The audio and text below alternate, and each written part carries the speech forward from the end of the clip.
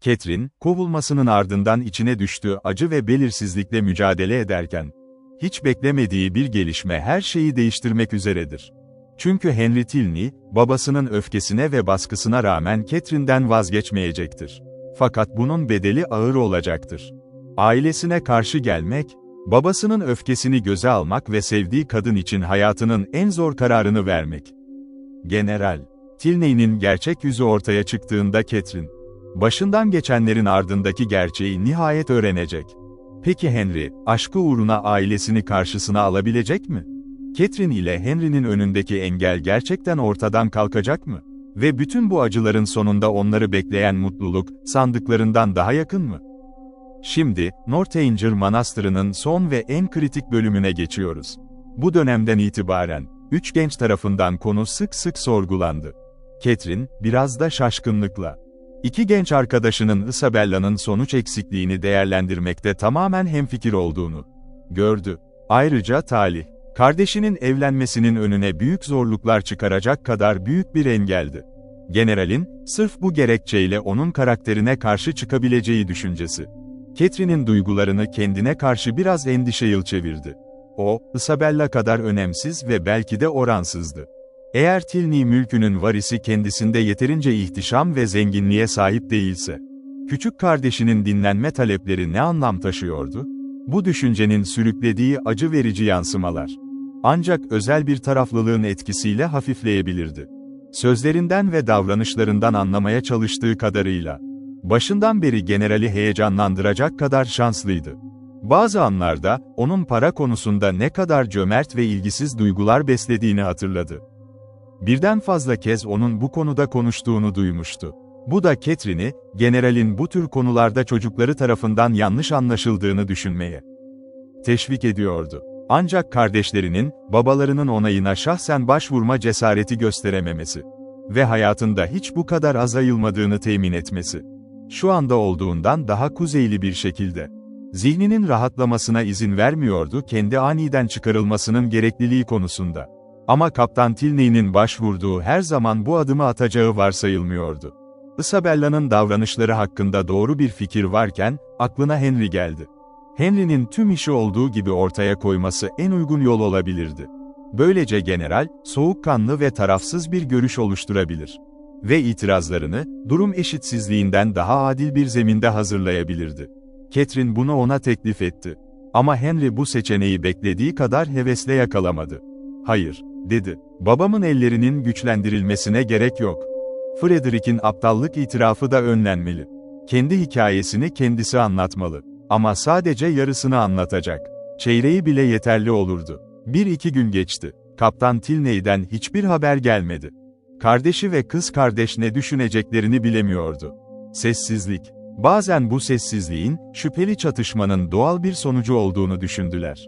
Bazen de durumla tamamen uyumsuz olduğunu. Bu sırada general, Frederick'in yazma konusundaki kayıtsızlığından her sabah alınan bir mesajla serbest kaldı. Ona dair gerçek bir endişesi yoktu. Onun için bundan daha acil bir özen gösterisi vardı. Miss Morland'ın Northanger'daki zamanını hoş geçirmesini sağlamak. Sık sık bu konudaki huzursuzluğunu dile getirdi. Her günün birbirine benzemesinden, toplumun ve işlerin onu bu yerden tiksindirmesinden korkuyordu. Lady Fraser'lar kırsaldaydı. Ara sıra büyük bir akşam yemeği partisi veriliyor. Hatta 1-2 kez, mahallede dans eden gençlerin sayısını hesaplamaya bile başlıyordu. Ama sonra, yılın tam bir ölü zamanıydı. Vahşi kuş yoktu, av yoktu. Ve Lady Fraser'lar da kırsalda değildi. Ve hepsi nihayet bir sabah çözüme kavuştu. Henry bir dahaki sefer Woodston'a gittiğinde, bir gün ona sürpriz yapacaklar. Ve yanlarında koyun etleriyle orada yiyeceklerdi. Henry buna büyük onur duydu, çok mutlu oldu. Catherine de bu plandan oldukça memnun kalmıştı. "Peki ne zaman düşünürsünüz efendim? Bu zevki ne zaman dört gözle bekleyebiliriz?" "Pazartesi günü Woodston'da olmam gerekiyor. Cemaat toplantısında bulunacağım ve muhtemelen 2 ya da 3 gün kalmak zorunda kalacağım." "Vay canına, bir gün şansımızı deneyeceğiz. Tarihi kesin olarak düzeltmem gerekiyor. Kendini hiç yolundan çekmemelisin. Ne olursa olsun evde bulundurman yeterli olur." "Sanırım cevap verebilirim. Genç hanımlar bekarlar masasına izin veriyor." Bir bakayım. Bir an duraksadı. Pazartesi seninle yoğun bir gün olacak, pazartesi gelmeyeceğiz. Salı günü ise meşgul olan benim. Brookham'dan gelen haritacımın raporunu inceleyeceğim. Günaydın. Ve sonrasında kulübe katılmaktan kaçınmam. Gerçekten, şimdi uzak dursam tanıdıklarımla yüzleşemem. Çünkü bilindiği gibi kırsalda bu oldukça yanlış algılanırdı. Bu benim için bir kuraldır Bayan Morland. Komşularımı asla kırmam. Küçük bir zaman ve dikkat fedakarlığı bunu engelleyebilir. Çok değerli bir erkek grubudur. Yılda 2 kez Northanger'dan $yarım alırlar. Fırsat bulduğum her an onlarla yemek yiyeceğim. Bu nedenle, salı gününün söz konusu bile olamayacağını söyleyebiliriz. Ama çarşamba günü, sanırım Henry bizi bekliyorsun. Erken saatlerde seninle olacağız ki etrafımıza bakmak için zamanımız kalsın. 2 saat çeyrek dakika sürecek sanırım Woodston'a gidişimiz. Saat 10'da arabada olacağız. Yani, çarşamba günü 1'e çeyrek kala bizi arayabilirsiniz. Bir balo, Catherine için bu küçük geziden daha hoş olamazdı. Woodston'la tanışma arzusu o kadar güçlüydü ki. Henry yaklaşık 1 saat sonra geldiğinde, Catherine'in kalbi hala sevinçle dolup taşıyordu. Henry, Eleanor ile oturduğu odaya botları ve büyük paltosuyla girdi. Ve dedi ki, genç hanımlar, çok ahlakçı bir tavırla gözlemlemeye geldim. Bu dünyadaki zevklerimizin bedeli her zaman ödenmelidir. Ve sık sık onları büyük dezavantajlarla satın alırız. Öyle ki, gelecekle ilgili planlar belki de hiçbir zaman onurlandırılmayacak. Kendimiz de buna tanık olalım şu an. Çünkü sizi çarşamba günü Woodston'da görmekten memnuniyet duyacağım. Ama kötü hava koşulları veya 20 başka sebep bunu engelleyebilir. Doğrudan gitmeliyim. Niyetimden 2 gün önce. Git buradan mı? Dedi Catherine, yüzü aniden düşerek. Ve neden? Neden mi? Nasıl soruyorsun? Çünkü zaman kaybetmek olmaz. Eski ev hizmetçimi korkutmak istemiyorum. Gitmem ve sizin için bir akşam yemeği hazırlığı yapmam gerekiyor tabii ki. Ah, ciddi değilsin. Evet, ve ne yazık ki ciddiyim. Çünkü kalmayı çok daha fazla isterdim. Ama generalin söylediklerinden sonra böyle bir şeyi nasıl düşünebilirsin? Özellikle kendine sorun çıkarmamanı çok istiyordu. Her şey olacağına varırdı.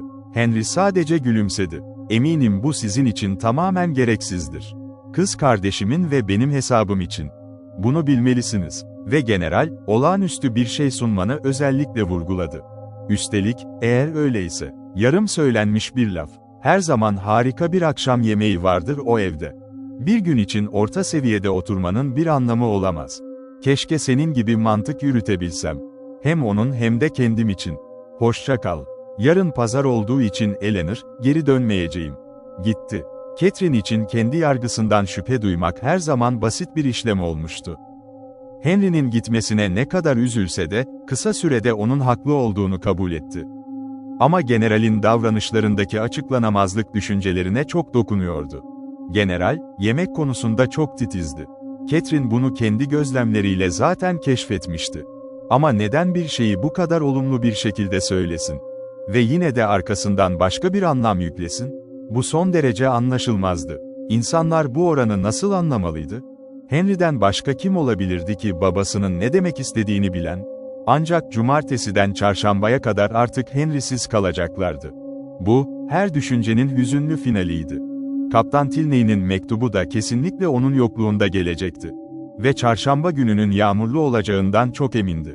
Geçmiş, şimdiki zaman ve gelecek, eşit derecede karanlık içindeydi. Kardeşi çok mutsuzdu, Isabella'daki kaybı çok büyüktü. Ve Eleanor'un neşesi her zaman Henry'nin yokluğundan etkilenirdi. Onu ne ilgilendiriyordu ya da ne eğlendiriyordu ki? O ormanlardan ve çalılıklardan yorulmuştu. Hep pürüzsüz ve her zaman kuru. Manastırın kendisi artık onun için diğer herhangi bir evden farksızdı. Beslediği ve mükemmelleştirdiği o aptallığın acı dolu hatırlaması. Sadece binanın düşünülmesinden kaynaklanan duygulardı. Fikirlerinde nasıl da bir devrim yaşanmıştı. Manastırda olmayı ne kadar çok arzulamıştı oysa. Şimdi ise hayal gücüne en ufak bir çekiciliği yoktu. Gösterişsiz bir rahatlık. İyi bağlantıları olan bir papaz evi. Fullerton gibi ama daha iyisi. Fullerton'ın hataları vardı ama Woodston'da muhtemelen hiç yoktu. Ah, bir çarşamba gelseydi. Ve geldi. Tam da makul bir şekilde beklendiği zamanda. Geldi. Hiçbir sorun yoktu. Ve Catherine adeta havaya bastı. Saat 10'da şezlong ve dörtlü at arabası, üçünü manastırdan aldı. Yaklaşık 20 mil sürdükten sonra, büyük ve kalabalık Woodston köyüne girdiler. Köy hoş olmayan bir durumdaydı. Catherine ne kadar güzel olduğunu söylemeye utanıyordu. General de özür dilemek gerektiğini düşünüyordu, ülkenin düzlüğü ve köyün büyüklüğü yüzünden. Ama Catherine kalbinde, burayı gittiği her yerden daha çok tercih ederdi. Kulübe seviyesinden üstün her düzenli ev ve tüm o küçük dükkanların yanından geçmek ona harika görünüyordu. Köyün diğer ucunda ve geri kalanından hoş bir şekilde uzaklaşmış bir papaz evi vardı. Yarım daire şeklinde süpürgesi ve yeşil kapıları olan, yeni inşa edilmiş sağlam bir taş ev. Kapıya doğru ilerlerken Henry, yalnızlığının arkadaşlarıyla birlikte onları bekliyordu. Büyük Newfoundland yavrusu ve 2 ya da 3 terrier ile birlikte kabul etmeye hazırdı onları. Catherine'in zihni eve girerken o kadar doluydu ki, çok fazla şey gözlemleyemiyor ya da konuşamıyordu. General tarafından çağrılana kadar oturduğu oda hakkında çok az fikri vardı. Etrafına bakınca, bir anda bunun dünyadaki en rahat oda olduğunu fark etti. Ama bunu söylemeye çok temkinliydi. Övgüsünün soğukluğu generali hayal kırıklığına uğrattı. "Biz ona iyi bir ev demeyiz," dedi general. Fullerton ve Northanger ile karşılaştırıldığında, "Bunu sadece küçük ve sınırlı bir papaz evi olarak kabul ediyoruz. Ama belki düzgün bir yerdir ve yaşanabilir hale gelebilir. Genel olarak tamamen aşağı sayılmaz. Ya da başka bir deyişle, İngiltere'deki kırsal papaz evlerinin yarısı kadar iyi olduğuna inanıyorum. Ancak gelişime açık olduğunu kabul edebilirim. Başka türlü söylemek bana çok uzak. Ve içindeki her şey bir sebebe dayanıyor. Belki de bir yay atılmış. Ama aramızda kalsın, eğer bir şey daha fazlaysa, o da yamalanmış bir eğilimdir." Catherine bu konuşmayı yeterince duymadı, anlayamadı ya da üzerinde durmadı. Diğer konular Henry tarafından titizlikle gündeme getirilip desteklendi. Hizmetçi tarafından bir tepsi dolu ikram getirildiği zaman, general kısa sürede rehavetine geri döndü. Catherine ise tüm o alışılmadık rahatlığına yeniden kavuştu. Söz konusu oda genişti. Orantılı bir büyüklüğe sahipti ve şık bir şekilde yemek salonu olarak donatılmıştı. Bahçede yürümek için dışarı çıktıklarında, önce daha küçük bir odaya götürüldüler. Burası özellikle evin sahibine özgüydü ve bu vesileyle alışılmadık derecede düzenli hale getirilmişti. Ardından oturma odası olacak yere geçtiler. Eşyasız olmasına rağmen, Catherine o kadar memnun kalmıştı ki. Oda güzel şekillendirilmişti, pencereleri yere kadar uzanıyordu ve manzara hoştu. Sadece yeşil çayırlar görünse bile. Catherine, o anda duyduğu tüm samimi sadelikle hayranlığını dile getirdi. "Ah, neden bu odayı ayarlamıyorsun Bay Tilney? Ne yazık ki bunu yapmıyorsun. Gördüğüm en güzel oda burası. En güzel olanı, dünyada bundan daha güzel bir oda yok." General, son derece memnun bir gülümsemeyle yanıtladı. "Umuyorum ki, çok hızlı bir şekilde döşenecek. Sadece bir saniyeyi bekliyor. Bir hanımefendinin zevkini. Eğer burası benim evim olsaydı, başka hiçbir yerde oturmazdım. Ah, ağaçların arasında ne kadar tatlı küçük bir kulübe var öyle. Elma ağaçları da var. Bu gördüğüm en güzel kulübe. Seviyorsun. Bir nesne olarak onaylıyorsun. Bu yeterli." Henry, Robinson'a bunun hakkında konuşulduğunu unutmayın. Kulübe hala duruyor. Böyle bir iltifat Catherine'in tüm utancını geri getirdi ve onu anında susturdu. General, gazetenin ve duvar kağıtlarının hakim rengi için özellikle onun fikrine başvursa da, konu artık ondan uzaklaşmıştı. Taze nesnelerin ve temiz havanın etkisi, bu utanç verici düşünceleri dağıtmada büyük fayda sağladı. Yerleşimin süslü bölümüne ulaştıktan sonra bir yürüyüş yaptılar. Henry'nin yeteneğinin harekete geçtiği, çayırın iki yüzüne yayılan bir alandı burası. Yarım yıl önce burayı gören biri, şimdi, köşedeki yeşil banktan daha yüksek bir çalı bile olmamasına rağmen, burayı hiç olmadığı kadar güzel bir zevk alanı olarak bulurdu. Diğer çayırlardan ve köyün bir bölümünden geçerek ahırları ziyaret ettiler. Bazı iyileştirmeleri incelediler. Ve sadece yuvarlanabilen o sevimli yavru köpeklerle yapılan oyun. Saati aniden 4'e getirdi. Catherine ise saatin henüz 3 bile olmadığını düşünüyordu. Saat 4'te yemek yiyeceklerdi. Ve saat 6'da dönüş yoluna çıkacaklardı. Zaman hiç bu kadar hızlı geçmemişti. Yemeğin bolluğunun, genelde en ufak bir şaşkınlık yaratmadığı gözden kaçamazdı. Hatta yan masadaki soğuk etlere bakıyordu ama orada yoktu. Oğlu ve kızının gözlemleri ise farklı türdendi. Kendi masaları dışında herhangi bir masada bu kadar doyurucu bir yemek yendiğini nadiren görmüşlerdi. Ve onu daha önce hiç erimiş tereyağının yağlanmasından bu kadar rahatsız olmuş tanımamışlardı. Saat 6'da, general kahvesini aldıktan sonra arabaya tekrar bindiler. Tüm ziyaret boyunca gösterilen davranışların tonu o kadar tatmin ediciydi ki. Catherine onun beklentilerinden emin olmuştu. Belki de oğlunun isteklerinden de aynı derecede emin olabilirdi. Catherine, Woodston'dan ayrılıyordu. Ama nasıl ve ne zaman geri dönebileceğini düşünerek. Ertesi sabah Isabella'dan şu çok beklenmedik mektubu getirdi. Sevgili Catherine, 2 nazik mektubunuzu büyük bir memnuniyetle aldım. Ve daha önce cevap veremediğim için binlerce kez özür dilerim. Gerçekten, sırf bu sakin tembelliğimden utanıyorum. Ama bu korkunç yerde, insan boşuna zaman bulmaya çalışıyor. Beth'ten ayrıldığından beri neredeyse her gün elimde kalemle sana mektup yazmaya başladım. Ama hep bir aptal tiyatro tarafından engellendim. Yakında bana yaz ve mektubu doğrudan kendi evime gönder. Şükürler olsun. Yarın bu iğrenç yerden ayrılıyoruz. Sen gittiğinden beri buradan hiç zevk almadım. Toz, her şeyin ötesinde. Ve umursadığım herkes gitti. İnanıyorum ki seni görebilsem, geri kalanını hiç umursamam. Çünkü sen benim için, tahmin edebileceğinden çok daha değerlisin. Sevgili kardeşin hakkında oldukça huzursuzum. Oxford'a gittiğinden beri ondan haber alamadım. Ve bazı yanlış anlamalardan korkuyorum. Senin o nazik yardımların her şeyi düzeltecektir. O, sevdiğim ya da sevebileceğim tek adam. Ve ben, onu buna ikna edeceğine gönülden güveniyorum. Bahar modası kısmen azaldı. Ve ortalıkta hayal edebileceğin en korkunç şapkalar var. Umarım zamanını hoş geçiriyorsundur. Ama korkarım beni hiç düşünmüyorsun. Aile hakkında söyleyebileceğim her şeyi söylemeyeceğim.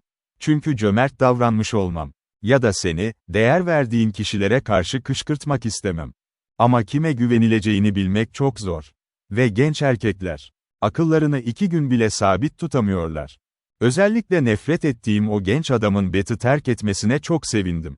Biliyorsun kimi kastediyorum. Sanırım Kaptan Tilney'den bahsediyorum. Hatırlayabileceğin gibi. Sen gitmeden önce beni takip etmeye ve benimle dalga geçmeye inanılmaz meraklıydı. Sonrasında işler daha da kötüleşti. Ve adam tam bir gölgem oldu. Birçok kız bu ilgiye kanabilirdi. Çünkü böylesi hiç görülmemişti. Ama ben değişken erkek cinsini çok iyi biliyordum. 2 gün önce alaycı tavırlarını da alıp gitti. Ve bir daha asla onunla başımın belaya girmeyeceğine inanıyorum. Gördüğüm en harika züppe. Ve inanılmaz derecede hoşnutsuz. Son 2 günü Charlotte Davis'in yanında geçirdim. Zevkine acıdım ama, başka bir seçenek de yoktu. Onunla en son karşılaştığımızda Bath Street'teydik. Benimle konuşamasın diye doğrudan bir dükkana girdim. Yüzüne bile bakmadım. Sonra pompa odasına gitti. Ama tüm dünyayı verseler onu takip etmezdim. Onunla kardeşin arasında ne kadar büyük bir zıtlık var, lütfen bana kardeşinden haberler gönder. Onun hakkında oldukça mutsuzum. Gittiğinde çok rahatsız görünüyordu. Ya soğuk algınlığı vardı ya da ruh halini etkileyen bir şeyler. Kendim de ona yazacaktım ama adresini yanlış anlamışım. Ve yukarıda ima ettiğim gibi. Davranışlarımdaki bir şeyleri yanlış anlamış olmasından korkuyorum. Lütfen her şeyi onun tatmin olacağı şekilde açıkla. Ya da hala şüpheleri varsa, bana bir satır yazması. Yahut bir sonraki kasabada, Putney'de görüşmemiz her şeyi düzeltebilir. Bu yaşımda salonlara ya da oyunlara gitmedim. Sadece geçen gece Hodges ailesiyle yarı fiyata bir eğlenceye katıldım. Beni buna ikna ettiler. Ve Tilney gittiği için kendimi eve kapattığımı söylemelerini istemedim. Mitchell'ların yanında oturduk ve beni dışarıda gördüklerinde oldukça şaşırmış gibi davrandılar. Kinlerini biliyordum. Bir zamanlar bana karşı hiç nazik değillerdi. Şimdi ise hepsi dost canlısı. Ama ben, onlara kanacak kadar aptal değilim. Biliyorsun, benim de oldukça iyi bir gururum var. Anne Mitchell, bir hafta önce konserde taktığım gibi bir sarık takmaya çalıştı. Ama berbat bir iş çıkardı. Sanırım yüzü çok garip kaldı. En azından Tilney o zaman bana öyle söylemişti. Ve bu tarzın en çok bana yakıştığını eklemişti. Ama o, sözüne güvenilecek son adamdır. Şimdi sadece mor giyiyorum. Üzerimde korkunç durduğunu biliyorum ama önemli değil. Sevgili kardeşinin en sevdiği renk. Vakit kaybetme en sevgili, en tatlı Catherine. Hem ona hem de bana yaz. Kim olursa olsun. Ve benzeri. Böyle sığ bir yapaylık, Catherine'e bile sökmezdi. Kendi tutarsızlıkları, çelişkileri ve yalanları en başından itibaren kızı etkiledi. Isabella'dan utanıyordu. Ve onu sevmiş olmaktan derin bir utanç duyuyordu. O bağlılık ifadeleri artık bahaneleri kadar iğrençti. Talepleri ise son derece küstahça. Onun adına yazmak mı? Hayır, James, Isabella'nın adını bir daha asla duymamalı. Henry, Woodston'dan geldiğinde, Catherine ona ve Eleanor'a kardeşinin emniyette olduğunu söyledi. Mutluluklarını paylaştı, onları samimiyetle tebrik etti. Ve mektubun en önemli bölümlerini yüksek sesle okudu. Okumayı bitirdiğinde hırsla haykırdı. Isabella için bu kadar ve tüm o samimiyetimize rağmen.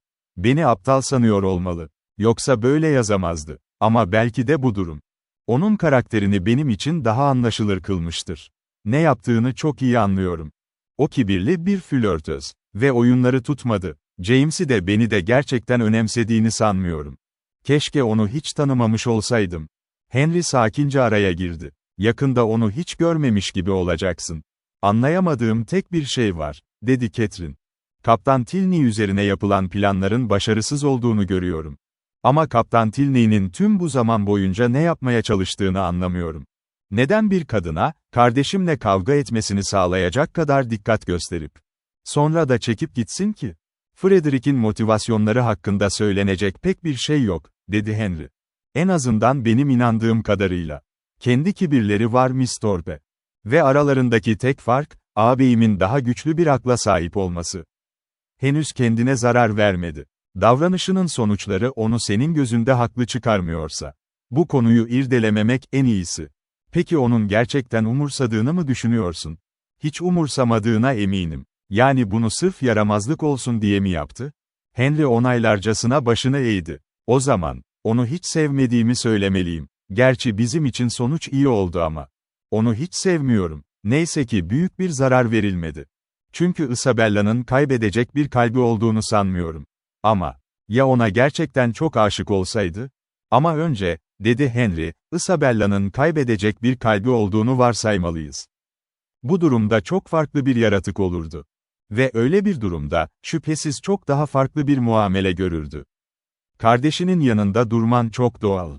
Ve eğer sen de kendi tarafında durursan, Bayan Thorpe'un yaşadığı bu hayal kırıklığına pek üzülmezsin. Ama zihnin, doğuştan gelen o genel dürüstlük ilkesiyle şekillendiği için, aile tarafgirliği ya da intikam arzusu gibi soğuk mantıklara erişemiyor. Catherine, içindeki acıya rağmen bu iltifatı kabul etti. Henry kendisini bu kadar uyumlu kılarken, Frederick affedilemez derecede suçlu olamazdı. Ve kararını verdi. Isabella'nın mektubuna cevap verecek. Ve bu konuyu bir daha asla düşünmeyecekti. Bunun hemen ardından, general, bir hafta boyunca Londra'ya gitmek zorunda kaldı.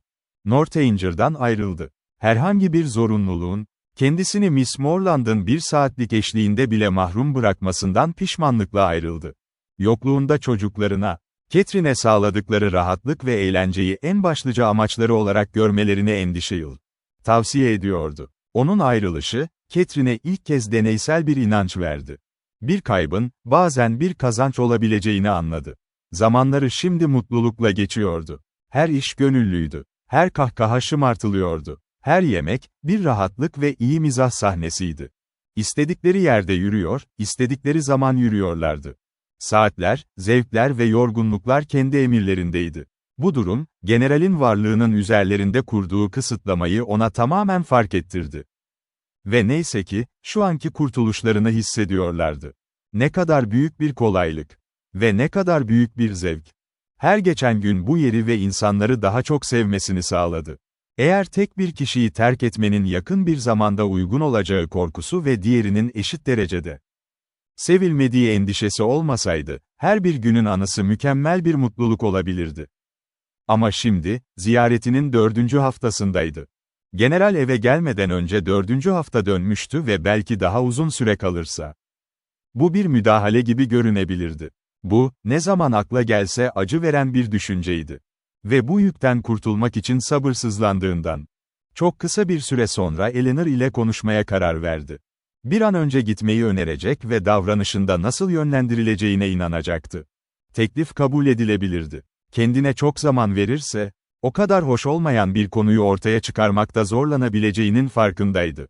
Bu yüzden Eleanor ile yalnız kaldığı ilk fırsatı değerlendirdi. Eleanor'un tam da çok farklı bir konuda konuşmasından faydalanıp, çok yakında ayrılmak zorunda olduğunu söyleyerek söze başladı. Eleanor baktı ve çok endişeli olduğunu söyledi. Onun arkadaşlığının tadını çok daha uzun süre çıkaracağını ummuştu. Belki de kendi istekleriyle, daha uzun bir ziyaret sözü verilmişti. Ve Bay ve Bayan Morland, onun orada olmasının kızlarına verdiği zevkin farkında olarak, dönüşünü hızlandırmama konusunda cömert davranırlardı. Catherine açıkladı. "Ah, bu konuda babam ve annem hiç acele etmiyorlar. Ben mutlu olduğum sürece, her zaman tatmin olurlar." "O zaman," diye sordu Eleanor, "kendisi neden bu kadar acele ederek onları terk etmek istiyor?" "Ah, çünkü çok uzun süredir buradayım." "Hayır, eğer böyle bir kelime kullanabiliyorsan, seni daha fazla teşvik edemem. Eğer uzun bir zaman olduğunu düşünüyorsan." "Ah, hayır, gerçekten öyle demek istemedim. Kendi zevkim için seninle yine uzun bir süre kalabilirim." Ve doğrudan kararlaştırıldı. Onlar bile düşünmeden ayrılık söz konusu olmayacaktı. Bu huzursuzluk sebebi hoş bir şekilde uzaklaştırılınca, diğer korkunun gücü de zayıfladı. Eleanor'un onu tutmaya çalışan samimi nezaketi ve Henry'nin kalması kararlaştırıldığında memnuniyetle bakan bakışı. Onlarla birlikte olmasının önemine dair bu tatlı kanıtlar. Onda insan zihninin asla rahatça yaşayamayacağı o küçük kaygılardan sadece birkaçını bıraktı. Neredeyse her zaman inanıyordu. Henry'nin onu sevdiğine inanıyordu. Ve babası ile kız kardeşinin de onu sevdiğine. Hatta kendilerine ait bir parça olarak görmek istediklerine inanıyordu. Şimdiye kadar duyduğu şüphelerin ve kaygıların sadece gelip geçici rahatsızlıklar olduğunu düşünüyordu. Henry, babasının tamamen Northanger'da kalma emrini yerine getiremedi. Londra'da yokken kadınların yanında bulunması gerekiyordu. Ancak Woodston'daki papazlık görevleri nedeniyle cumartesi günü birkaç geceliğine ayrılmak zorunda kaldı. Onun yokluğu, generalin evde olduğu zamanlardaki gibi bir kayıp değildi. Neşelerini azalttı, ama rahatlıklarını bozmadı. İki kız, sohbetlerinde hemfikir olarak yakınlıklarını geliştirdiler. Zaman onlar için o kadar iyi geçiyordu ki, saat 11 oldu. Manastır için oldukça geç bir saatti. Henry'nin ayrıldığı gün, akşam yemeği odasından ayrıldılar. Daha henüz merdivenlerin başına ulaşmışlardı ki, duvarların kalınlığına rağmen bir arabanın kapıya doğru geldiğini duydular. Bir sonraki an, ev zilinin yüksek sesi bu durumu doğruladı. İlkinden sonra şaşkın bir huzursuzluk geçti. "Aman Tanrım, ne olabilir? Mesele nedir?" Eleanor, gelenin büyük kardeşi olduğuna karar verdi. Gelişi çoğu zaman bu kadar ani olurdu, tam olarak zamansız olmasa bile. Ve bu yüzden onu karşılamak için aceleyle aşağı indi. Catherine odasına yürüdü. Elinden geldiğince kararını verdi. Kaptan Tilney ile bir daha karşılaşacak ve davranışının onda bıraktığı hoş olmayan izlenimle yüzleşecekti. Onu onaylayacak kadar iyi bir centilmen olsalar bile, karşılaşmaları en azından acı verici koşullarda olmamalıydı. Miss Thorpe'tan asla bahsetmeyeceğine güveniyordu. Ve gerçekten de, bu anda oynadığı rolden utanıyor olmalıydı. Bir tehlike yoktu. Bet sahnelerinden bahsedilmediği sürece, ona oldukça medeni davranabileceğini düşündü. Bu düşüncelerle zaman geçti. Eleanor'un onu görmekten memnun olması ve söyleyecek çok şeyi bulunması kesinlikle onun lehineydi. Çünkü varıştan bu yana neredeyse yarım saat geçmişti ve Eleanor hala yukarı çıkmamıştı. O anda Catherine, koridorda bir adım sesi duyduğunu sandı. Ve dinlemeye devam etti. Ama her şey sessizdi. Sessizlik. Ancak yanıldığını düşündüğü anda, yanına yaklaşan bir şeyin sesi duyuldu. Kapı onu irkitti. Sanki biri kapıya çok yakın duruyordu. Ve bir an sonra kilidin hafif hareketi, bir elin kapının üzerinde olduğunu kanıtladı. Birinin bu kadar temkinli yaklaşması onu biraz titretti. Ama bir daha önemsiz şeylerden korkmamaya, artan hayal gücüne aldanmamaya karar vererek sessizce ileri doğru adım attı ve kapıyı açtı. Eleanor. Sadece Eleanor orada duruyordu. Ancak Catherine'in morali bir anlığına sakinleşmişken, Eleanor'un yanakları solgundu. Tavrı oldukça huzursuzdu. Yine de içeri girmeye niyetli görünüyordu. Odaya girmek için bir çaba harcadı ve orada konuşmak daha kolay olacaktı. Catherine, Kaptan Tilney'nin gelişinden kaynaklanan bir huzursuzluk varsa, endişesini sadece sessiz bir dikkatle ifade edebildi. Oturmasını sağladı, şakaklarını lavanta suyuyla ovdu ve ona sevgi dolu bir ilgiyle sarıldı. Sevgili Catherine, sen, gerçekten yapmamalısın. Eleanor'un ilk sözleri kopuk kopuktu. Oldukça iyiyim. Bu nezaket dikkatimi dağıtıyor. Ben dayanamıyorum. Böyle bir iş için sana geliyorum. Haber mi? Bana mı? Sana nasıl söyleyeyim? Ah, nasıl söyleyeyim? Şimdi Catherine'in zihnine yeni bir fikir geldi. En az arkadaşı kadar solgun bir hale büründü. Woodston'dan gelen bir haberci, diye bağırdı. Gerçekten yanılıyorsun, diye karşılık verdi Eleanor, ona en şefkatli bakışıyla. Woodston'dan kimse değil, o, babamın kendisi. Sesi titredi, gözleri yere düştü, adını andı. Bu beklenmedik dönüş tek başına yeterliydi. Catherine'in kalbi sıkıştı. Ve birkaç an için bundan daha kötü bir şey söylenemeyeceğini düşündü. Hiçbir şey söylemedi. Eleanor bir çaba göstererek kendini toparladı. Kararlı konuştu, ama gözleri hala aşağıya bakıyordu. Yakında devam etti. Eminim çok iyisin. Beni yerine getirmek zorunda olduğum bu görev yüzünden daha kötü düşünmeyecek kadar iyisin. Gerçekten çok isteksiz bir haberciyim.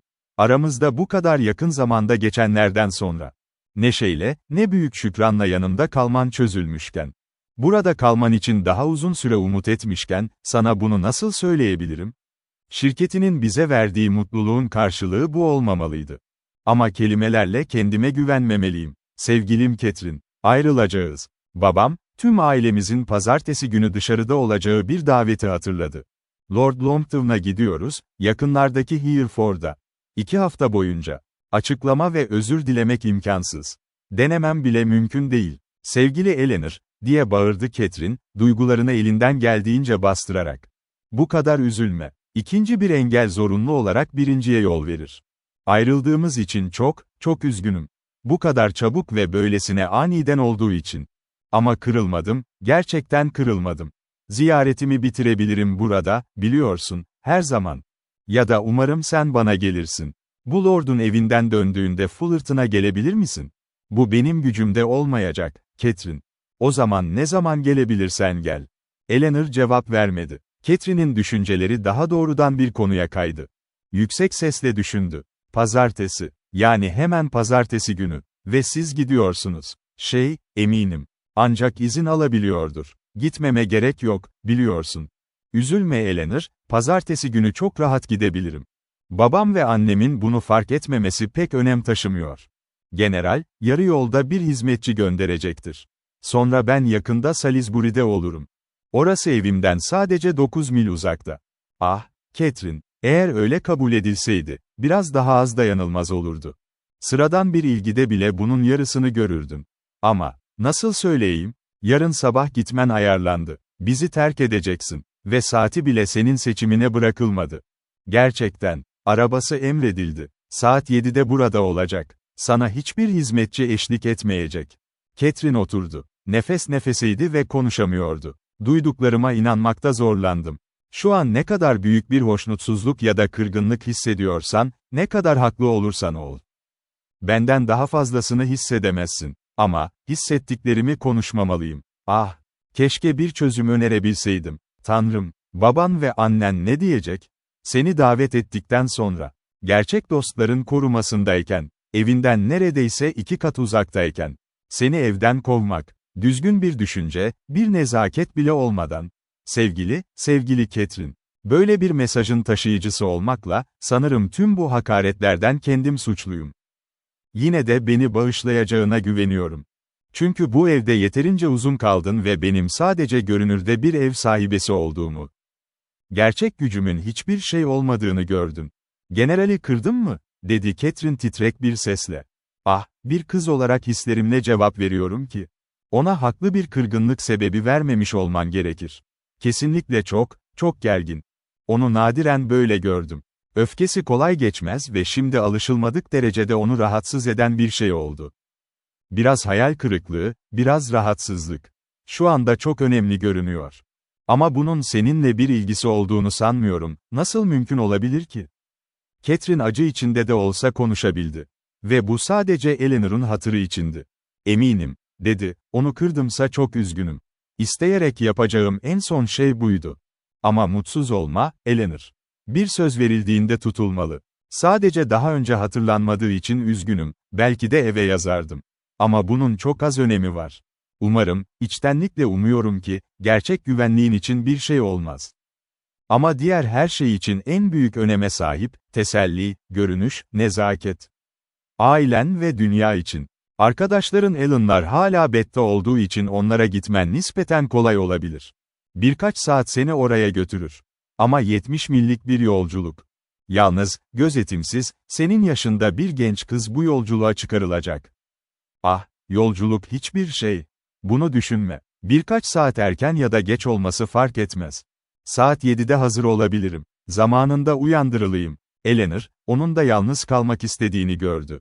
Her ikisi için de daha fazla sohbetten kaçınmaları gerektiğini düşünerek, sabah görüşürüz, diyerek odadan çıktı. Catherine'in sıkışan kalbi rahatlamaya ihtiyaç duyuyordu.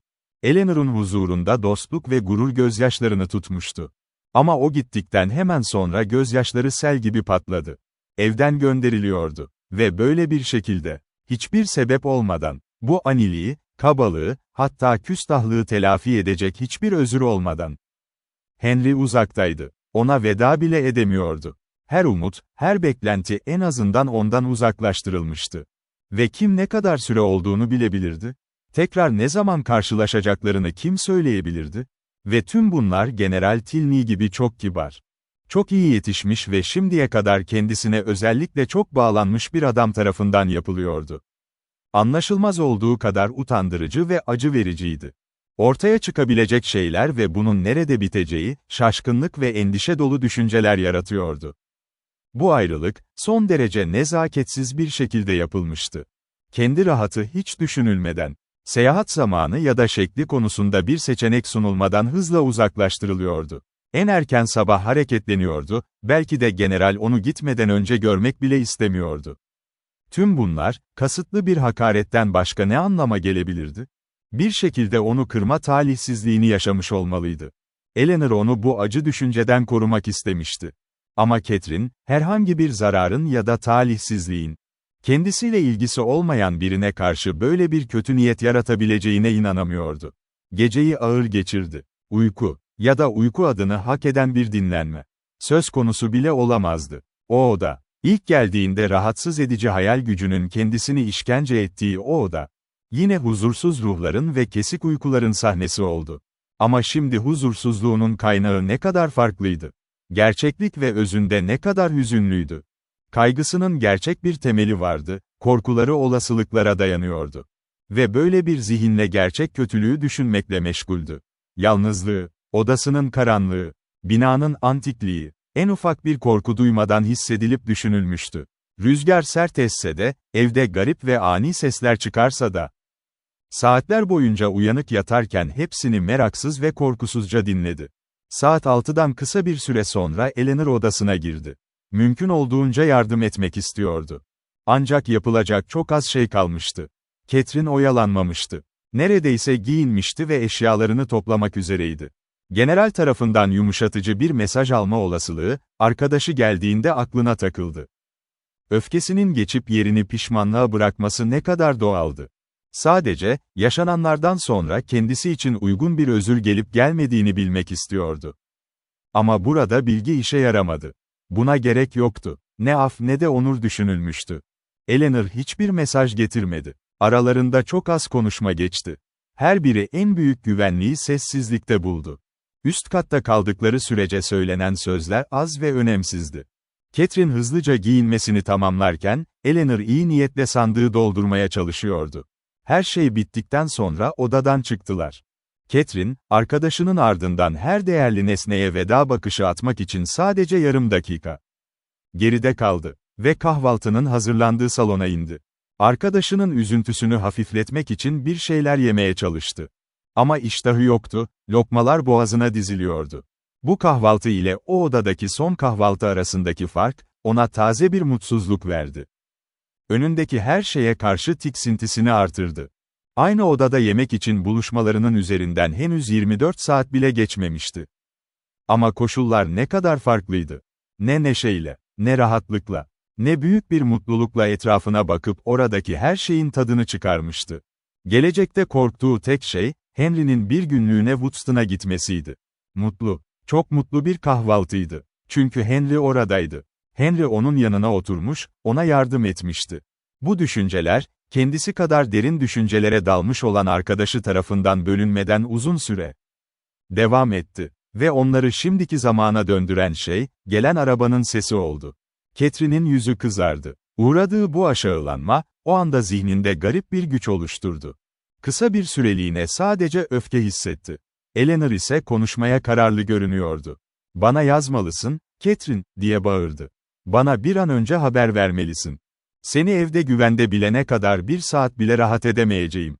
Her türlü riski göze alarak senden bir mektup rica ediyorum. Fullerton'da güvende olduğunu ve aileni iyi bulduğunu bilme tatminini bana ver. O zaman, izinsiz bir yazışma sürdürmeyeceğim, daha fazlasını beklemeyeceğim. Bana doğrudan Lord Longtown üzerinden yaz. Sormam gerekirse, Alice'e gizlice ilet. Hayır Eleanor, eğer benden bir mektup almana izin verilmiyorsa, yazmasam daha iyi olur.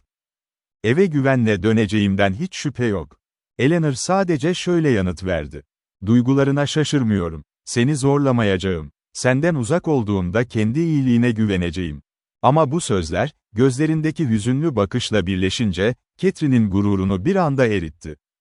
Hemen konuştu. "Ah Eleanor, sana gerçekten yazacağım." Yine de Bayan Tilney'nin çözmek istediği bir nokta daha vardı. Bahsederken biraz utanıyordu. Evden bu kadar aniden ayrılırken, Catherine'in yolculuk masrafları için yeterli parası olmayabileceği uzun zamandan sonra aklına gelmişti. En sevgi dolu şekilde ona para teklif ettiğinde, durum tam olarak ortaya çıktı. Catherine o ana kadar bu konuyu hiç düşünmemişti. Çantasını kontrol ettiğinde, arkadaşının bu nezaketi olmasaydı eve dönecek imkanı bile olmayacağını anladı. Bu durum her ikisinin de zihnini sıkıntıyla doldurdu. Birlikte kaldıkları kısa süre boyunca neredeyse başka tek bir kelime bile konuşmadılar. Kısa süre sonra arabanın hazır olduğu duyuruldu. Catherine anında ayağa kalktı. Veda ederken birbirlerine uzun ve sevgi dolu bir şekilde sarıldılar. Salona girdiklerinde, henüz adı anılmayan birinden bahsetmeden evden çıkmak istemediler. İkisi de bir an durakladı. Eleanor, titreyen dudaklarıyla aniden konuştu. "Onun için nazik hatırlamalarını bıraktığını anlıyorum, arkadaşım. Ama bu isim yaklaşımı, duygularını tutmasını imkansız kıldı." Yüzünü mendiliyle olabildiğince gizleyerek koridorda hızlıca ilerledi. Şezlonga atladı. Ve araba anında kapıdan uzaklaştı. Catherine korkacak kadar sefildi. Yolculuk kendi başına hiçbir korku içermiyordu onun için. Ne bir korku, ne de bir his. Sessizlik ve yalnızlık içinde başladı. Arabanın bir köşesinde geriye yaslanarak, şiddetli bir gözyaşı patlaması içinde. Manastırın duvarlarının birkaç kilometre ötesine götürüldü. Başını kaldırdı. Ama parkın en yüksek noktası, neredeyse gözlerini ona çevirebilmeden önce görüşünden kapandı. Ne yazık ki, şimdi gittiği yol sadece 10 gün öncesinin aynısıydı. Woodston'a gidip gelirken çok mutlu bir şekilde geçtiği o yol. 14 mil boyunca, her acı duygu daha da şiddetlendi. İlk kez çok farklı izlenimlerle baktığı nesneler. Her mil, onu Woodston'a yaklaştırdıkça acılarını artırdı. Ve 5 dakika mesafede, oraya götüren dönüşü geçti. Henry'yi düşünüyordu. Çok yakın, ama bir o kadar habersiz. Üzüntüsü ve huzursuzluğu aşırıydı. O yerde geçirdiği gün, hayatının en mutlu günlerinden biri olmuştu.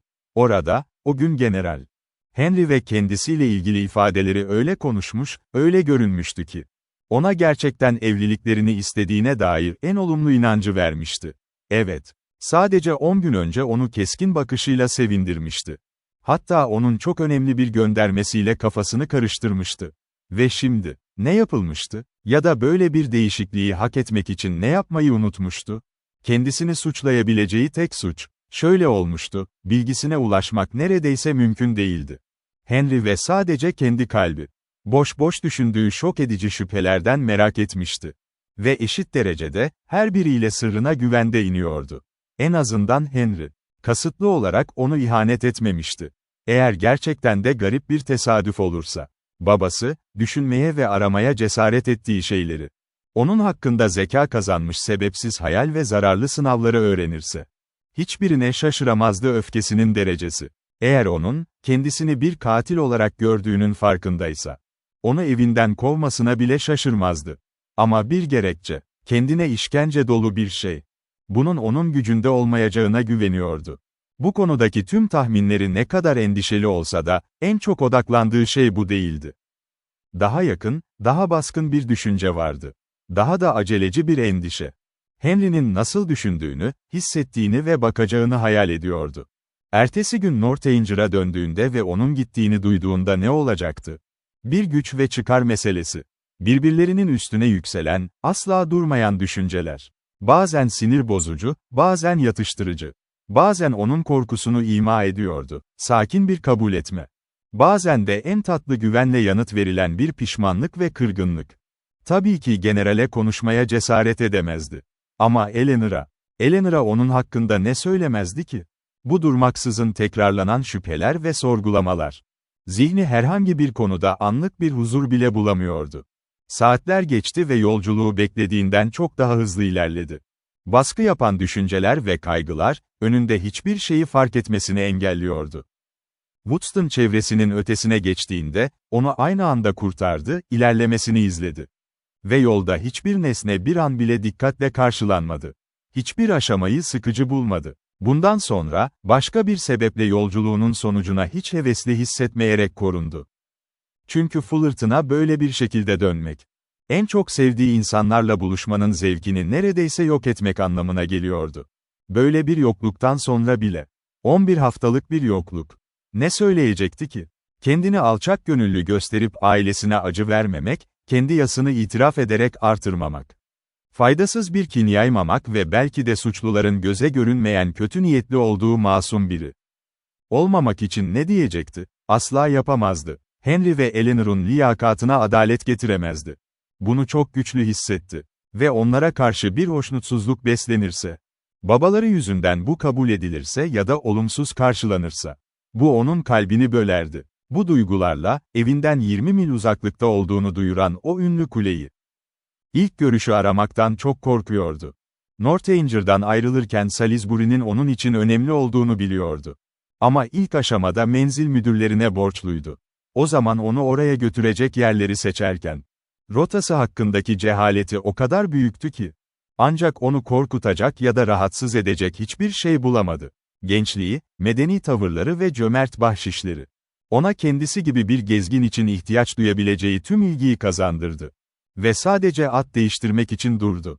Yaklaşık 11 saat boyunca, kaza ya da alarm olmadan yolculuk yaptı. 6 ile akşam 7'de, kendini Fullerton'a girerken buldu. Kariyerinin sonunda memleketine dönen bir kahraman. İtibarın kazanılması ve bir kontesin tüm onuru.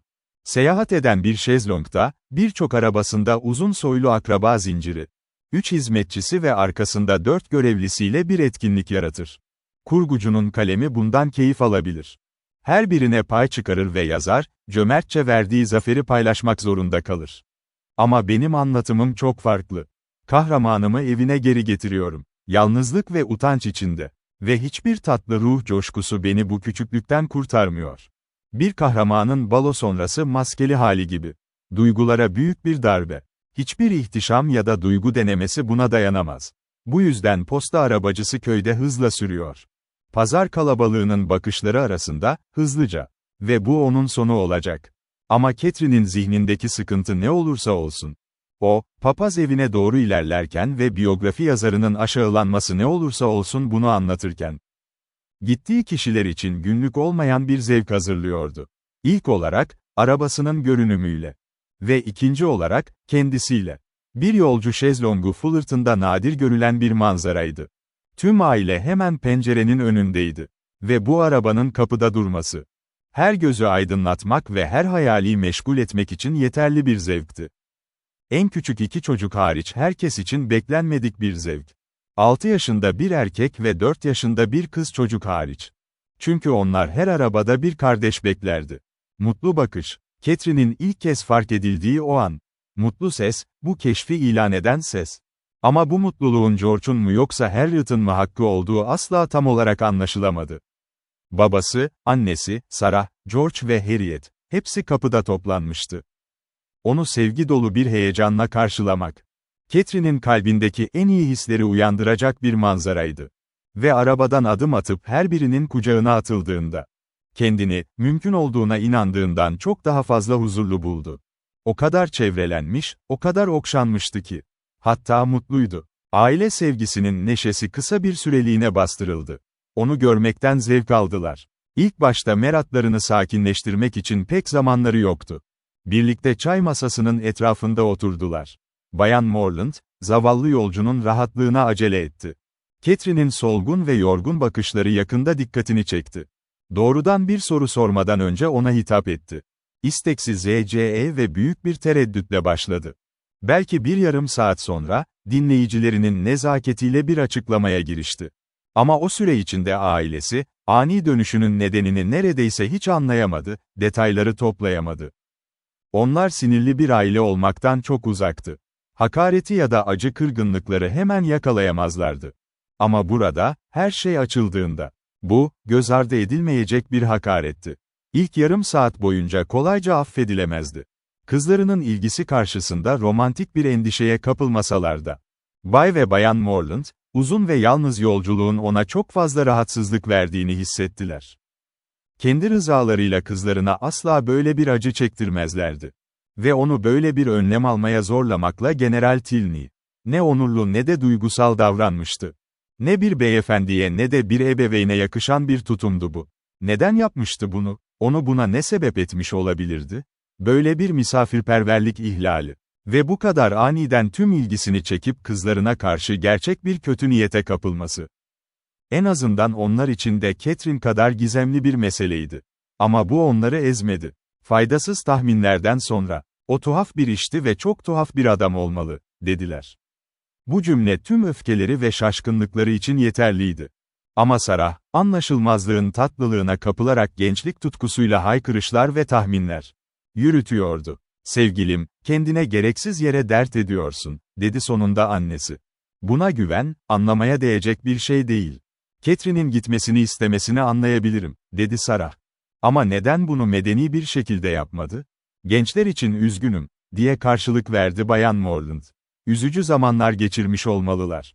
Ama diğer her şey, artık önemli değil. Catherine evde güvende ve bizim rahatlığımız General Tilney'e bağlı değil. Catherine iç çekti. Peki, diye devam etti felsefi anne. Yolculuğundan zamanında haberdar olmadığım için memnunum. Ama şimdi her şey bitti, belki de büyük bir zarar yoktur. Gençlerin kendi başlarının çaresine bakmayı öğrenmesi her zaman iyidir. Ve biliyorsun sevgilim Catherine, sen hep dağınık bir yaratıktın. Ama şimdi aklını toplamak zorunda kaldın. Bu kadar araba değişimi falan. Umarım ceplerinde arkanızda bir şey bırakmamışsındır. Catherine de bunu umuyordu. Kendi değişimine ilgi duymaya çalıştı ama morali oldukça yıpranmıştı. Sessiz ve yalnız kalmak. Yakında tek isteği bu oldu. Annesinin erken yatma tavsiyesini memnuniyetle kabul etti.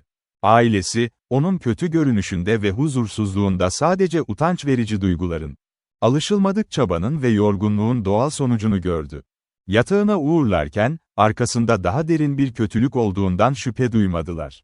Mışıl mışıl uyuyacağını sandılar. Ve ertesi sabah buluştuklarında, iyileşmesi umutlarına yetmese de, hala daha derin bir sorun olduğundan tamamen şüphenizdiler. Kalbini hiç düşünmediler. İlk gezisinden yeni dönmüş 17 yaşında genç bir hanımefendi için. Ne kadar tuhaf. Kahvaltı biter bitmez Catherine, Bayan Tilney'e verdiği sözü yerine getirmek için oturdu. Arkadaşının zaman ve mesafeye olan güveni haklı çıkmıştı. Çünkü Catherine zaten kendisini suçluyordu. Eleanor'dan soğukça ayrılmakla, ona hak ettiği değeri vermemekle ve dün yaşadıkları için ona yeterince acımamakla.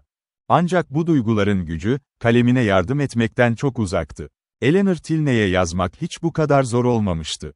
Duygularına ve durumuna hemen hakkını verebilecek bir mektup yazmak. Minnettarlığı zedelemeden, soğuk durmadan, sitem etmeden dürüst olmak. Eleanor'ın bu mektuptan acı duymaması. Ve her şeyden önce, Henry şans eseri görürse utanmayacağı bir mektup yazmak. Bu görev, tüm yazma yeteneğini korkutup kaçırmıştı. Uzun uzun düşündükten sonra, kısa kesmeye karar verdi. Ancak bu şekilde güvende olabilirdi. Böylece Eleanor'un verdiği para, Sadece minnettar teşekkürler ve sevgi dolu bir kalbin binlerce iyi dileğiyle geri gönderildi. Bu garip bir tanışma oldu, dedi Bayan Morland, mektup tamamlandığında. Çabuk başladı, çabuk bitti. Böyle olduğu için üzgünüm. Çünkü Bayan Allen onları çok güzel gençler olarak görüyordu. Ve sen, maalesef Isabella konusunda da şanssızdın. Ah, zavallı James, yaşayıp öğreneceğiz. Umarım bir sonraki yeni arkadaşların tutmaya daha değer olur. Catherine sıcak bir şekilde yanıtladı. Hiçbir arkadaş, Eleanor'dan daha çok tutulmaya değer olamaz. Eğer öyleyse sevgilim, sanırım bir gün tekrar karşılaşacaksınız. Huzursuz olma. Birkaç yıl içinde yollarınızın tekrar kesişmesi çok muhtemel. Ve sonra, ne büyük bir zevk olacak. Bayan Morland teselli etme çabasından memnundu. Ama birkaç yıl içinde buluşma umudu Catherine'in kafasını karıştırdı. O zaman içinde, bir buluşmayı korkunç hale getirecek neler olabilirdi ki? Henry Tilney'i asla unutamazdı. Onu asla şu anki kadar sevgiyle düşünmekten vazgeçemezdi. Ama Henry onu unutabilirdi. Ve o halde karşılaşmak. Gözleri yaşla doldu. Annesi, rahatlatıcı önerilerinin iyi bir etkisi olmadığını görünce, ruhunu canlandırmak için başka bir yol denedi. Bayan Allen'ı ziyaret etmeyi önerdi. İki ev arası sadece çeyrek mil kadardı. Yürürken Bayan Morland, James'in yaşadığı hayal kırıklığıyla ilgili düşündüklerini hızla dile getirdi. Ona üzülüyoruz, dedi. Ama evliliğin gerçekleşmemesi bir bakıma iyi oldu. Onu, daha yeni tanıdığı ve hiç serveti olmayan bir kızla nişanlamak doğru değildi. Kızın bu davranışından sonra, zaten hakkında iyi düşünemeyiz. Zavallı James şu an zor durumda, ama bu sonsuza kadar sürmeyecek. Sanırım ilk seçiminin aptallığı yüzünden hayatı boyunca daha temkinli bir adam olacak. Catherine'in dinleyebildiği özet buydu. Bir cümle daha huzursuzluğunu artırabilir, mantıklı cevap vermesini engelleyebilirdi.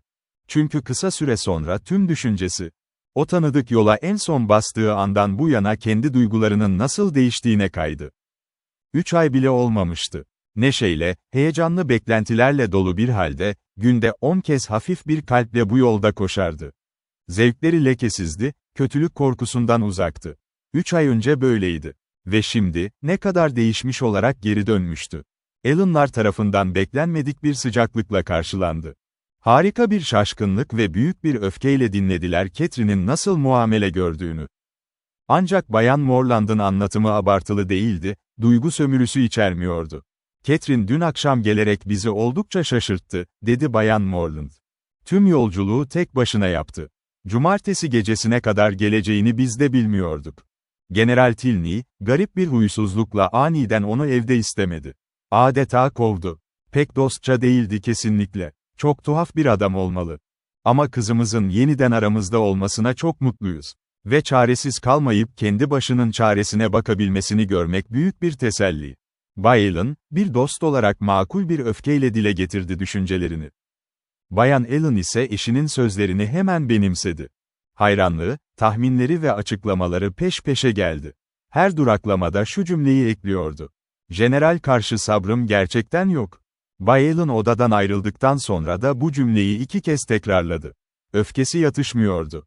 4. tekrardan sonra hemen ekledi. Sadece düşün sevgilim. O korkunç büyük yırtık. Betten ayrılmadan önce en iyi dantelimde öyle büyüleyici bir şekilde onarıldı ki.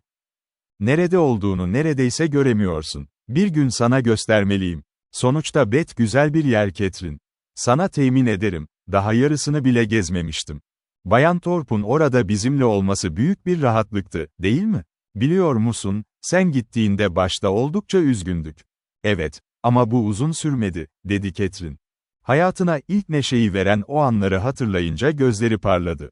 Çok doğru. Kısa süre sonra Bayan Thorpe ile buluştuk ve keyfimize diyecek yoktu. Canım, bu ipek eldivenlerin çok dayanıklı olduğunu düşünmüyor musun? Onları ilk kez alt odalara gittiğimizde takmıştım, biliyorsun. O zamandan beri çok şey oldu. O akşamı hatırlıyor musun? Öyle mi? Ah, mükemmel. Çok hoştu, değil mi? Bay Tilney bizimle çay içti. Onu her zaman harika bir sohbet arkadaşı olarak görmüşümdür. Çok uyumlu biri. Sanırım onunla dans etmiştin ama tam emin değilim. Üzerimdeki en sevdiğim elbiseyi hatırlıyorum. Catherine cevap veremedi. Başka konulardan konuşma denemesinden sonra Bayan Allen yine aynı yere döndü.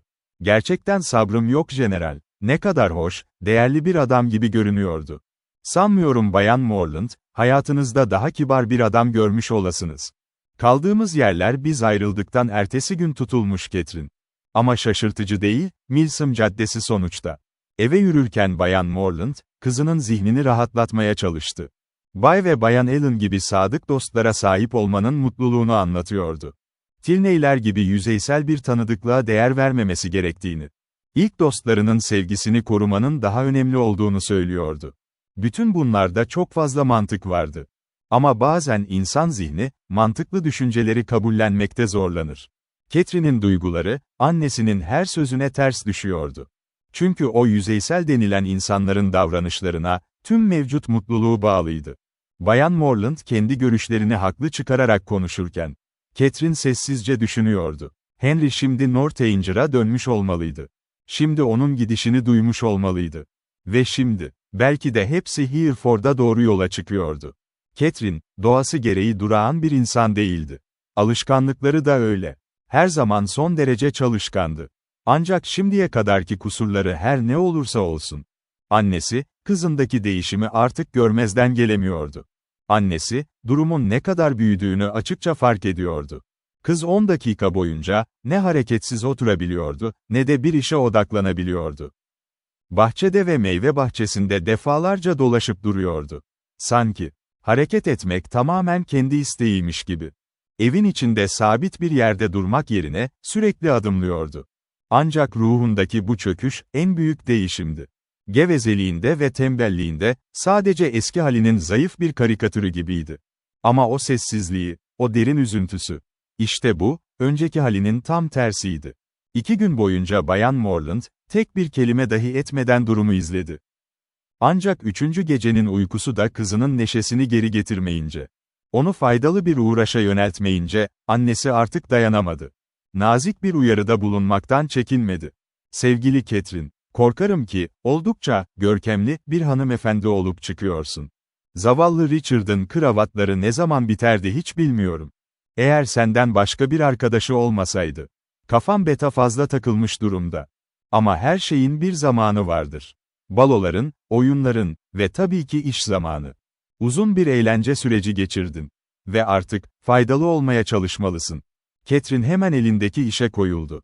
Ve üzgün bir sesle cevap verdi. Aklım beta pek takılı kalmadı. Gerçekten, pek değil. O zaman General Tilney için endişeleniyorsun. Ve bu senin için çok doğal. Onu bir daha görüp göremeyeceğin belirsiz. Ama asla önemsiz şeyler için endişelenmemelisin. Kısa bir sessizlik. Annesi devam etti. Umarım Catherine'im, evimiz Northanger kadar görkemli olmadığı için moralin bozulmuyordur.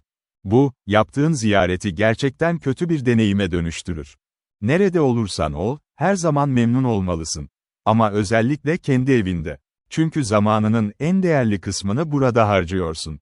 Açıkçası, kahvaltıda Northanger'daki Fransız ekmeği hakkında bu kadar çok konuşmandan pek hoşlanmadım. Eminim ekmek umurunda bile değildir.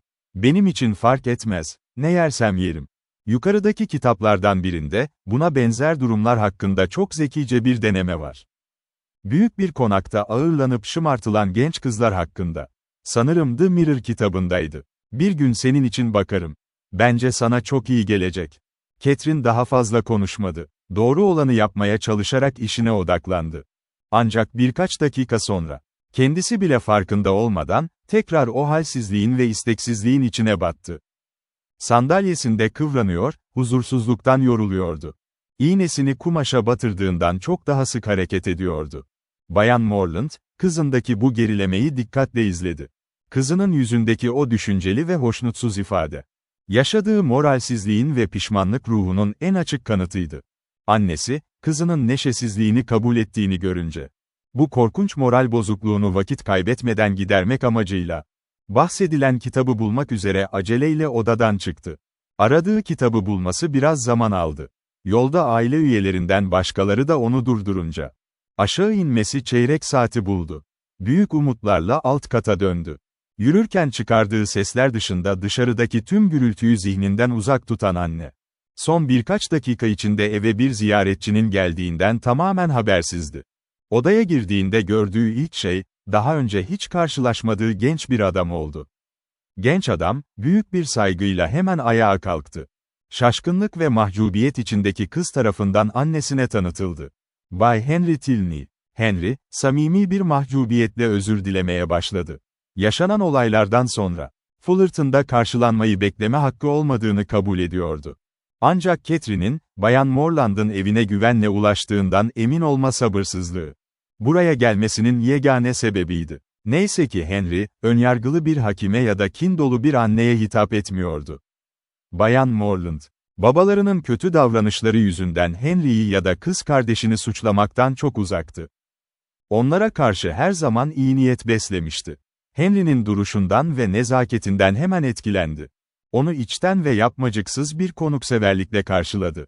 Kızına gösterdiği ilgi için genç adama teşekkür etti. Çocuklarının arkadaşlarının evlerinde her zaman yeri olduğunu vurguladı. Ve geçmişte yaşananlar hakkında tek bir kelime dahi edilmemesini rica etti. Henry bu ricaya memnuniyetle uydu. Beklemediği bu yumuşaklık karşısında içi rahatlamış olsa da, o an mantıklı bir şeyler söyleyecek gücü kendinde bulamıyordu. Sessizce yerine oturdu. Birkaç dakika boyunca Bayan Morland'ın hava durumu ve yollar hakkındaki yorumlarına nazikçe eşlik etti. Bu sırada Catherine, endişeli, huzursuz, mutlu ve heyecanlı Catherine, tek bir kelime bile etmedi. Ancak kızaran yanakları ve parıldayan gözleri, annesine bu ziyaretin kızının kalbini rahatlatacağını açıkça gösteriyordu. Bunun üzerine anne, The Mirror kitabının ilk cildini okunmak üzere başka bir zamana erteledi. Misafirle sohbeti sürdürmekte zorlanan ve eşinin desteğine ihtiyaç duyan Bayan Morland, Henry'nin çekingenliğine üzülerek, Bay Morland'ı çağırmak için çocuklardan birini gönderdi. Ancak Bay Morland evde yoktu. Ve böylece, hiçbir destek olmaksızın, koca bir çeyrek saat boyunca söyleyecek söz bulmakta zorlandılar. Birkaç dakika süren kesintisiz bir sessizliğin ardından, Henry, Catherine'e döndü. Ve annesinden bu yana ilk kez konuşarak, aniden bir hızla sordu. Bay ve Bayan Allen şu an Fullerton'da mıydı? Catherine'in şaşkınlıkla verdiği kısa cevaplardan, Henry onların yanına gidip saygılarını sunma niyetinde olduğunu belirtti. Yüzü hafifçe kızararak ekledi, kendisine yolu gösterecek kadar nazik olup olamayacağını sordu. Evi şu pencereden görebilirsiniz, efendim. Bu bilgi Sarah'tan gelmişti. Ancak genç beyefendiden sadece hafif bir selam. Annesinden ise susturucu bir baş sallaması aldı. Bayan Morland, Henry'nin değerli komşularını ziyaret etme isteğinin arkasında, babasının davranışlarına dair bir açıklama yapma düşüncesi olabileceğini hissetti. Ve bu açıklamayı sadece Catherine ile paylaşmasının adam için daha rahat olacağını düşündü. Bu yüzden onların birlikte gitmesini engellemedi. Yürüyüşe başladılar. Ve Bayan Morland tahmininde yanılmamıştı. Henry babasının tutumu hakkında bazı açıklamalar yapmak zorundaydı. Ancak asıl amacı, kendisini ifade etmekti. Ve Bay Allen'ın arazisine varmadan önce bunu başardı. Henry, Catherine'in duygularından ve sevgisinden zaten emindi. Karşılığında kendi kalbini sundu. Ki bu kalbin zaten neredeyse tamamen kıza ait olduğu biliniyordu.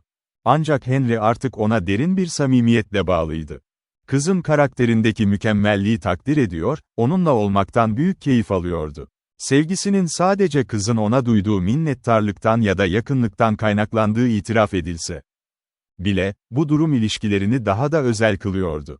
Romantik hikayelerde bu durum, bir kahramanın onuru için aşağılayıcı görülebilir. Ama gerçek hayatta, hayal gücünün ötesinde bir samimiyet barındırır. Bayan Allen'a yapılan çok kısa bir ziyaretin ardından, Henry rastgele konuşuyor, ama hislerini dışa vurmuyordu. Catherine ise tarif edilemez bir mutluluk içinde, dudaklarını zar zor açabiliyordu. Baş başa geçen bu anların coşkusunu yaşıyorlardı. Ve ziyaret sona ermeden önce, ebeveyn otoritesinin bu ilişkiyi ne kadar onayladığını anlamak mümkündü. 2 gün önce Woodston'dan döndüğünde Henry, manastır yakınlarında sabırsız babası tarafından karşılanmıştı. Babası, öfkeyle Miss Morland'ın ayrılışı hakkında bilgi vermiş ve kızı bir daha asla düşünmemesini emretmişti. İşte Henry'nin ona uzattığı el, bu emre bir başkaldırıydı. Catherine, tüm endişelerine rağmen bu anlatılanları dinlerken, Henry'nin gösterdiği nazik ve kararlı tutuma sevinmekten kendini alamadı. Genç adam, sadakatle hareket etmiş ve konuyu açmadan önce kızın güvenini boşa çıkarmamıştı. Henry detayları aktarıp babasının davranışlarının nedenlerini açıkladıkça, Catherine'in endişeleri yerini zafer dolu bir sevince bıraktı. Generalin suçlanacak hiçbir yanı yoktu. Sadece gururunun kabullenemediği bir aldatmacanın, istemeden nesnesi olmuştu. Bu, affedilemeyecek ve daha üstün bir gururun sahip olmaktan utanacağı bir durumdu. Generalin tek suçu, Catherine'in zannettiğinden daha az zengin olmasıydı. General, ailenin mülkleri ve serveti hakkında yanlış bir izlenime kapılmıştı. Beth'ta tanıştığı kıza Northanger'da ev sahipliği yapmış ve onu oğlu için bir gelin olarak tasarlamıştı. Ancak hatasını anladığında, kızı evden uzaklaştırmanın en iyi yol olduğunu düşünmüştü. Fakat bu, hissettiği kırgınlığın ve aileye duyduğu aşağılamanın yetersiz bir kanıtıydı. Onu ilk yanıltan kişi John Thorpe'tu. General, bir gece tiyatroda oğlunun Bayan Morland'a olan ilgisini fark etmiş ve Thorpe'a kızı tanıyıp tanımadığını sormuştu. Thorpe, general gibi önemli bir adamla konuşmanın gururuyla, neşeyle ve abartarak bilgi vermişti. O dönemde Isabella ile evlenmeyi bekleyen Thorpe, Catherine ile evlenmeye de kararlıydı. Kibirli yapısıyla, aileyi olduğundan çok daha zengin göstermişti. Generalin açgözlülüğü de bu yalanlara kolayca inanmasını sağladı. Thorpe'a göre, ilişkide olduğu insanların serveti her zaman büyük olmalıydı. Arkadaşı Morland'ın beklentilerini başından beri abartmıştı. Bay Morland'ın servetini 3 katına çıkarmış. Ona zengin bir teyze uydurmuş ve çocukların yarısını yok saymıştı. Tüm aileyi generale en saygın şekilde sunmuştu. Catherine için ise, generalin gözünde ek bir çekicilik vardı. Babanın vereceği binlerce pound'a ek olarak, Bay Allen'ın mülkü de hesaba katılmıştı. Allen ailesinin ona olan yakınlığı, kızın gelecekte büyük bir miras alacağı izlenimini doğurmuştu. General bu bilgilerle hareket etmiş ve kaynağını hiç sorgulamamıştı. Thorpe'un söyledikleri, Allen ailesinin zenginliği ve çocuksuz oluşuyla birleşince, general için kesin bir gerçek gibi görünmüştü. Henry ve Eleanor, babalarının Catherine'e gösterdiği ani ilginin sebeplerini baştan anlayamamışlardı. Ancak Northanger'daki son olaylarda, bu yanlış hesapların detayları ortaya çıkmıştı. General, şehirde Thorpe ile tekrar karşılaştığında gerçekleri öğrenmişti.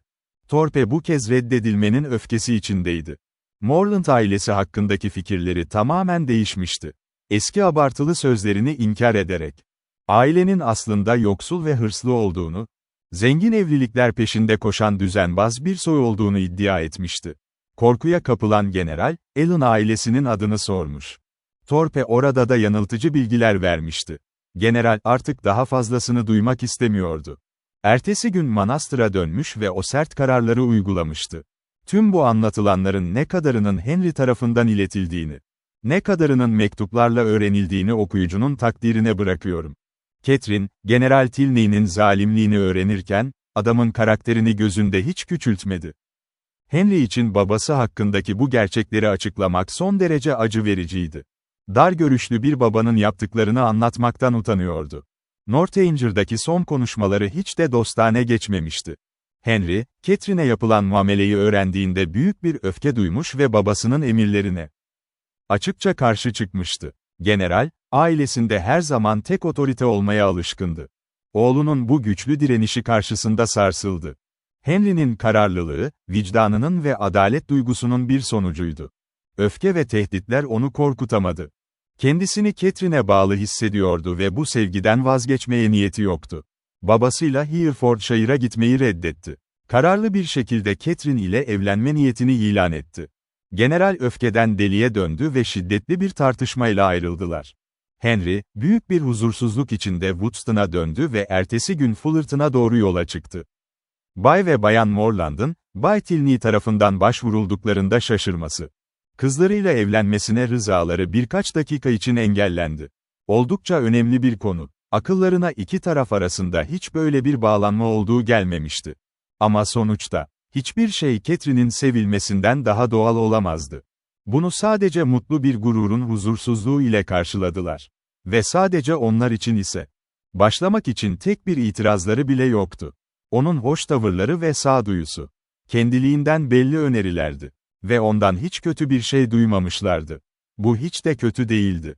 Onların herhangi bir kötülüğün anlatılabileceğini varsayma şekli.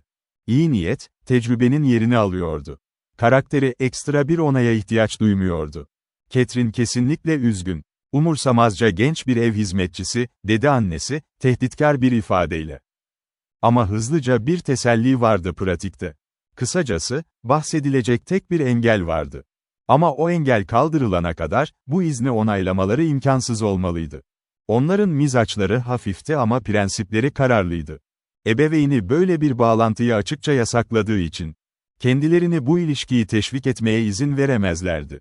Generalin ittifakı teşvik etmek için öne çıkması ya da bunu çok içtenlikle onaylaması gerekirdi. Ancak yeterince rafine değillerdi. Hiçbir zaman bir geçit töreni şartı koşmazlardı.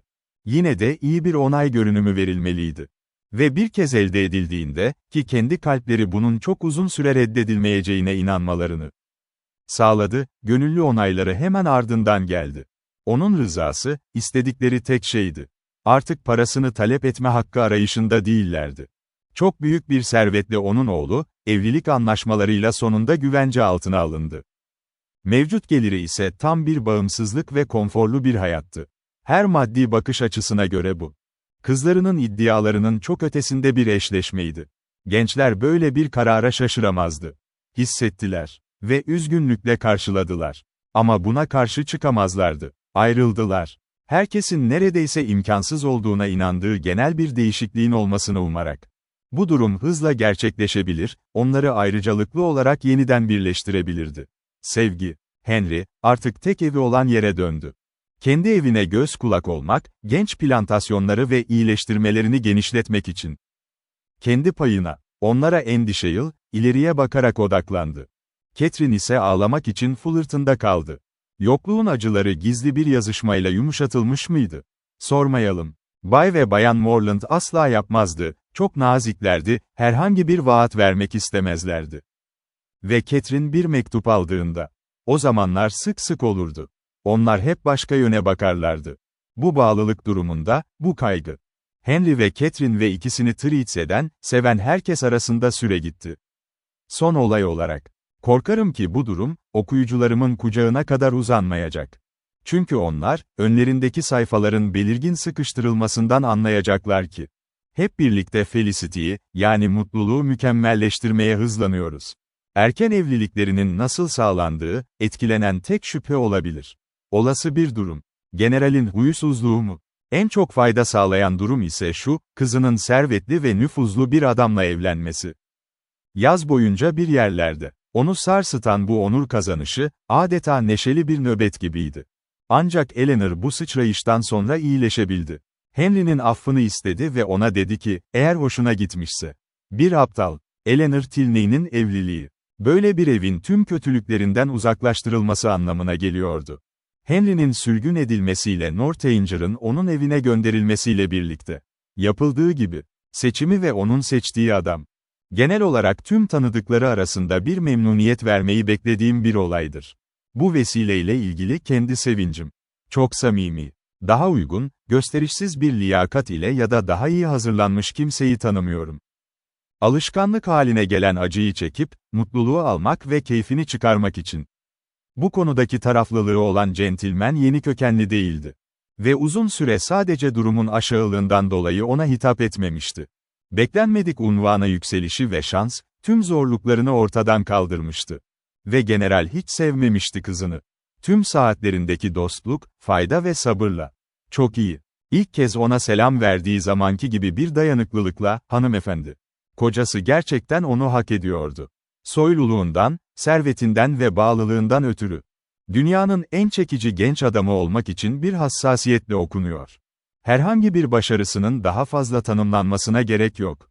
Dünyadaki en çekici insan, hemen hepimizin hayal gücünün önünde beliriveriyor.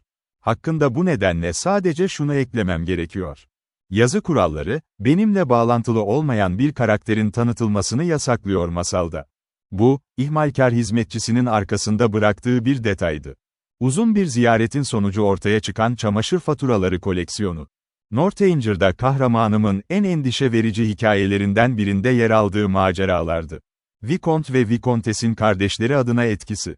Bay Morland'ın koşullarının doğru anlaşılmasından faydalandı. General kendisine haber verilmeye izin verir vermez. Ve bu durum, haber vermeye haklılık kazandırdı. Bu ona gösterdi ki, neredeyse hiç bu kadar yanıltılmamıştı. Thorpe'un aile servetiyle övünmesi sonrasında yaptığı ilk başarıdan sonra, kasıtlı olarak devrilmesi, kelimenin hiçbir anlamında gerekli değillerdi. Ya da fakir olsalar da, Catherine'in 3000 pound'u olacaktı. Bu gerçekten, geç beklentilerinin önemli bir değişikliğiydi. Ve gururunun düşüşünü büyük ölçüde yumuşattı. Kesinlikle etkisi olmadan değildi bu özel istihbarat. Ki bunları temin etmek için çaba göstermişti. Fullerton'ın mülkü, tamamen mevcut sahibinin hizmetindeydi. Ve bu nedenle her açgözlü spekülasyona açıktı. Bunun gücüyle, General Eleanor'un evliliğinden kısa bir süre sonra Henry'nin Northanger'a dönmesine izin verdi. Ve oradan gelen onayı, boş ifadelerle dolu bir sayfada, çok nazikçe iletildi Bay Morland'a. Olayın onayladığı etkinlik kısa süre sonra gerçekleşti. Henry ve Catherine evlendi. Ziller çaldı ve herkes gülümsedi. Ve bu durum, sonuçta buluşmalarının ilk gününden itibaren 12 ay geçmişken oldu. Generalin acımasızlığından kaynaklanan korkunç gecikmeler. Aslında bundan incinmişti. Mükemmel mutluluğa, ilgili yaşlar olan 26 ile 18'de başlamak, oldukça iyi bir durum. Ve ayrıca kendimi de ilan ediyorum. Generalin haksız müdahalesi, şu ana kadar gerçekten mutluluklarına zarar veriyordu. Belki de buna oldukça uygun oldu. Birbirlerini tanımlarını geliştirmek, güçlerini ve bağlılıklarını artırmak için. Kimin ilgisi olursa olsun, karar vermeyi size bırakıyorum.